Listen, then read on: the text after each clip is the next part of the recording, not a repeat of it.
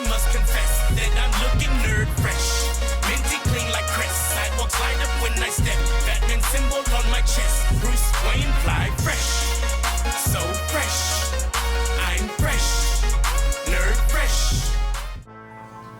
What's up, Internet World? It's your boy Casino from Street Nerdz TV. Check it out. This is our next top 9 list. Top 9 supervillains you can relate to. We all know it. The bad guys who's playing seems to make a little bit of sense to you.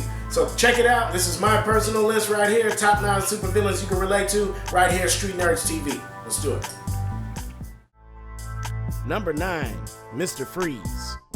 Like most longtime Batman villains, Mr. Freeze started off as another run-of-the-mill villain, being evil just for the sake of being evil. He even started off with a different name, going by the boring title of Mr. Zero. He would only gain the name Mr. Freeze after the character was introduced to TV in the 1960s Batman show starring Adam West. No true motivation behind the character relegated Mr. Freeze to just a little-known minor annoyance in the Batman Rogues Gallery. Once again, though, TV wound up being the savior for Mr. Freeze, as his backstory was revamped for the Batman animated series.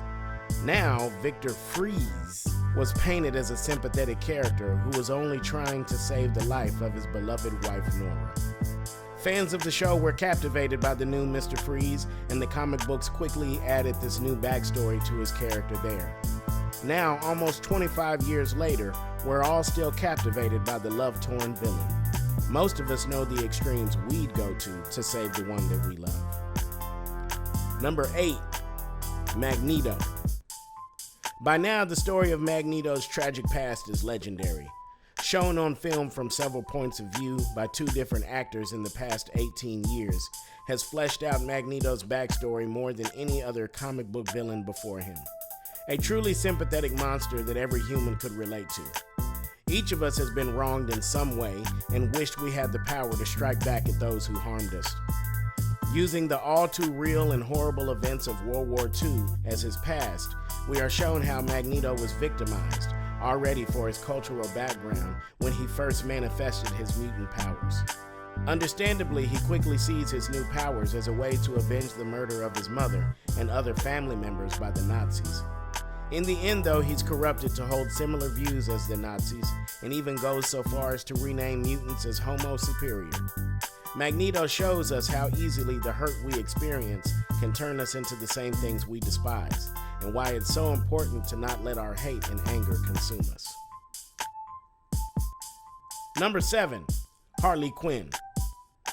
Originally, I wasn't going to include Dr. Quinzel due to her newfound anti-hero status. This has only been in the last 7 to 8 years of the character, though, and came about mostly during the much criticized New 52 iteration of the DC Universe. Harley Quinn was created in 1992 for the Batman animated TV series as Joker's henchman/lover, which is why she has to be included on this list as a villain. From 92 till just around 2010-2011, every iteration of Harley Quinn from comic book to video games was villain through and through. A willing and eager participant in some of the Joker's most heinous plans and crimes, Harley even has gone on to form groups with other villains at times, proving her villainy even further. Harley does deserve a place on this list. What makes Harley a sympathetic villain is also her most debated leftover piece of her backstory, her love affair with the Joker.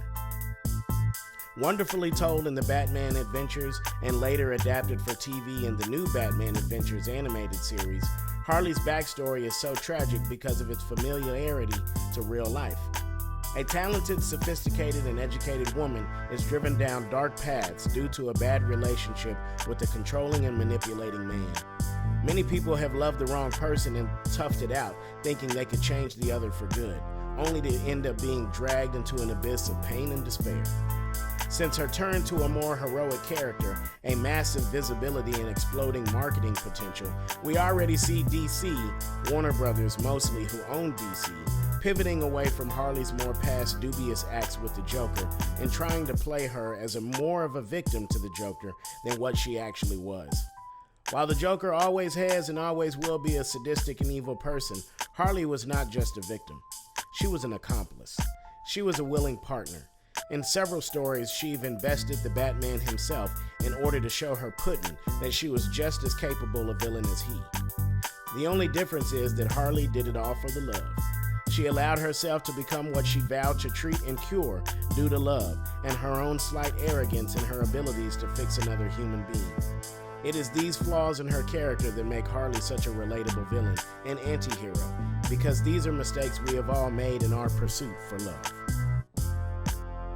Number 6, Harry Osborn, Green Goblin 2. Growing up in the shadow of a successful or famous parent has been proven to be difficult. Many children of the super rich and famous have difficulty finding their own way in life, finding their own identity outside of their famous lineage.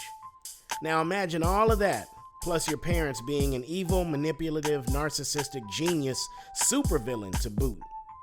This is the world Harry Osborn lives in. Every day told his efforts aren't good enough or up to measure for his namesake, Harry becomes an aloof snob masking a drug habit. While most of us may never know someone with the types of comic book wealth Harry has, we all know a privileged person who fits this mold. Harry's descent into madness only increases after it is revealed that his father was the supervillain Green Goblin and the reveal of Peter Parker as Spider-Man. His father and best friend hiding such huge secrets while both chastising him for his hidden drug habit push Harry over the edge. It almost seems inevitable that Harry was drawn into following his father's footsteps. Forever haunted by the notorious family name and evil deeds of his father, Harry's story is more akin to a Greek tragedy than a comic book story. Number 5, Ozymandias from Watchmen. Extreme intelligence has always been considered a gift and a curse. Stories of brilliant men and women who are driven to madness by their knowledge of the world have been told by every culture around the globe. Comic books alone have spun this trope so much that nowadays it is considered a cliche. In the Watchmen universe, Ozymandias was the smartest man alive, and hence had figured out how to solve most of the world's problems. His problem, though, was people. Ozymandias just needed people to get with the program, and he knew he could lead them into a utopia. I'm sure most of us have felt the same way about one thing or another in life. We'd be able to get things running smooth at work if everyone did it the way I do it. Take that feeling and magnify it by 1,000, and you will come close to how Ozymandias must have felt every day. While he did end up killing millions and alienating himself from the few people he could call friend, ultimately his plan worked, and he was able to usher in world peace. Now ask yourself, with what we know about humans' ability to self-sabotage, if you were in his shoes, would you have followed through with the plan? Even if you wouldn't have, you still had to think about it, which makes him relatable indeed. Number 4, the Lizard. Curt Connors dedicated his life to science, studied and trained to become one of the leading scholars and scientists in the field of genetics, all for one purpose: to find out how to regrow his own amputated arm. I have no idea how it feels to have a physical disability, but I could only imagine the lengths I would go to get access to a missing limb. It was this very desire that led Dr. Curt Connors to cut corners, and he ended up performing his own experimental test on himself, with less than stellar results. Through his very own actions, he becomes the monstrous lizard and unlocks the more reptilian side of his psyche, becoming a cold and calculating monster. Curt Connors ended up achieving his goal of regrowing his lost limb, but at the cost of losing touch with his humanity. Many of us have lost touch with our inner selves in the pursuit of physical happiness. Number 3, Killmonger. I'll be honest, I did not read very much of the Black Panther comic books growing up. What little I knew about Black Panther was from his appearances in the random crossover events that Marvel would do all the time. My bad. So, I was very surprised to find that the Killmonger character from the movie and the comic books were not very far off from each other. In the sake of all fairness, Eric Killmonger from the movie resonated with me for very personal reasons. Both of my parents were involved in the black social movement in the 70s and early 80s, so much of the twisted rhetoric that he spouted throughout the movie was very familiar to me and reminded me how easy it was and is to become a villain through victimization. Many of us have felt the victim at times in our lives and let that breed us to becoming the one to victimize others. Killmonger, much like Magneto, has allowed his past pains and those of his people's history to justify his anger and villainous acts. With Killmonger adding in the all-too-real effects of systemic racism to not only Black Americans, but Black people globally, it's no wonder the Killmonger was right memes dominated social media sites for months after the release of the Black Panther movie. Ask yourself, if you had the chance to rule a country that could even the odds for you and your people almost overnight, would you not be tempted to do whatever it took to take the throne? And what would you do once you had it? Number 2, Poison Ivy. Now, in case my theories on a past technologically advanced global civilization are wrong, I'll say, to our knowledge, at no other point in time in human history have we been so collectively concerned about global warming and our treatment of the planet we live on. Which also makes the Poison Ivy character one of the most relatable and relevant villains in comic books today. How Warner Brothers has not capitalized on this fact by casting her as a main baddie in one of their DCU movies is a horrendous and incredibly stupid move.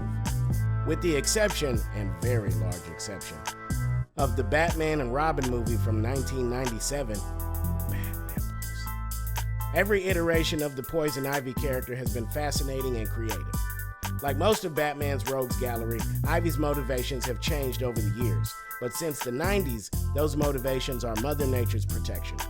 She is not too concerned with the comings and goings of humans, except when we hurt her beloved nature. Sadly, this is something we humans tend to do all the time, which keeps us at odds with the Green Protector. For those of us who are gravely concerned with how we mistreat our environment, we would probably also be considered villains if we had the powers of Poison Ivy. Is the planet and all the other life it supports also not important? Perhaps we should be stopped at any cost. Number 1, Mewtwo. He was birthed in a lab, prodded and poked the entirety of his life by doctors and scientists who viewed him as only a specimen to be tested on. Created and bred to hate the very beings that created him by their own daily actions. Then one day, the opportunity to escape presented itself. That escape, though, only showed Mewtwo how deep the treachery of the world he lived in goes, as he discovered the whole of his species is captured and used in violent, pointless battles for human amusement. Now, I'm not a Pokemon fan. The little bit I know about it is from when my children were fans of the games and cartoons in the late 90s and early aughts. So I was horrified inside as I sat in a crowded theater to watch Pokemon the first movie, as they cheered on Ash and his pack of institutionalized Pokemon as they fought against the one creature that cared enough to fight back against their human captives, just to try and lead them to a better world of freedom. I silently cried to myself as my children enjoyed their popcorn and sugar water and reveled in Mewtwo's failings to free all the Pokemon. In that moment, I felt Mewtwo's disappointment, as so was I disappointed at my failings as a father, since my children were cheering for oppressors before my very eyes. For an internal rebel such as myself, no other villain will be as relatable to me as Mewtwo, the most misunderstood of his kind, all because of his justified anger in the treatment of himself and his species. Being that his kind are still imprisoned in his universe, he is justified in his anger even more than Magneto and Killmonger combined. That is why Mewtwo, to me, is the Malcolm X of the Pokemon world and my number 1 pick for most relatable villain, because he's only a villain to the establishment, which makes him all right with me. And there you have it. That's my top 9 supervillains you can relate to. Tell me what you think down below in the comments. Did I get it right? Am I full of crap? Hey, let's have it out. We can debate. Tell me what you think. Maybe the ones I had were completely wrong. I don't know. I'll only know if you leave a comment. So feel free. Give us a like here on the page, Street Nerdz TV. Also, don't forget, check us out on Facebook. Facebook.com/Street Nerdz TV. Street Nerdz with a Z. Y'all know what it is. Holla at your boy. I'm fresh, nerd fresh, so fresh, no matter how I dress, it's me I must impress, so then I must confess that I'm looking nerd fresh.